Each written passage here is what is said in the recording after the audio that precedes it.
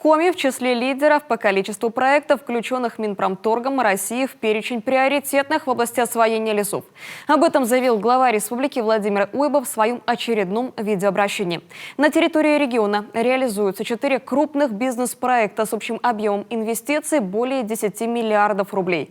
В будущем это новые рабочие места и налоговые поступления в бюджет.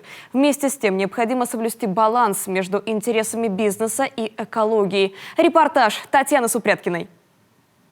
Проект компании «Печора Энергоресурс» по созданию лесоперерабатывающего производства по инновационной глубокой переработке древесины в поселке Троицко-Печорск Минпромторгом России признан завершенным.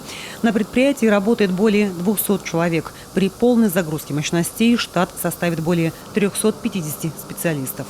Компания «Печора Энергоресурс» в свое время очень четко оценила ресурсный потенциал Троице-Печорского района и именно там решила построить инновационный завод по комплексной переработке древесины. Объем инвестиций в проект составил 2,2 миллиарда рублей. И надо сказать, что проект реализуется с 2010 года. И 10 лет назад, вот на том месте, где сегодня создан завод, инновационный завод, подчеркиваю, было просто чистое поле или лес. Да? То есть не было никаких объектов постсоветского, советского наследия. Повторяю, объект строился с нуля. Сейчас, вот через 10 лет, этот завод включает в себя биржу сырья, линию сортировки бревен, 2 цеха лесопиления, 2 сушильных тоннеля, сортировочные линии пиломатериалов, цех по производству мебельного щита, цех по производству эфирных масел, цех по производству пилет.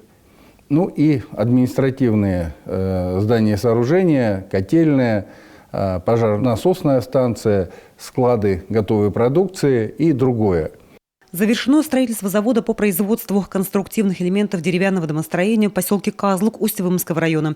Проект реализуется с 2009 года. Объем инвестиций – 1 200 000 000 рублей.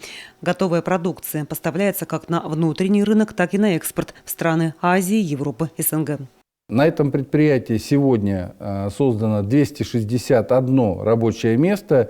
И очень важно, что предприятие не просто зарабатывает деньги, не просто создает рабочие места, а участвует еще и в социопартнерстве.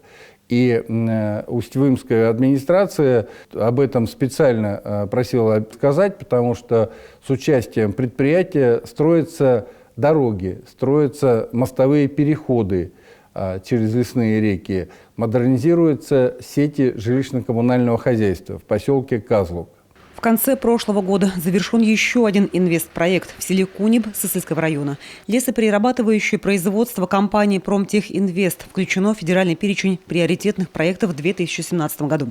За это время введены в эксплуатацию цеха лесопиления, глубокой переработки древесины и утилизации отходов. Общий объем инвестиций в проект составил 413 миллионов рублей, и реализация позволила создать 120 рабочих мест.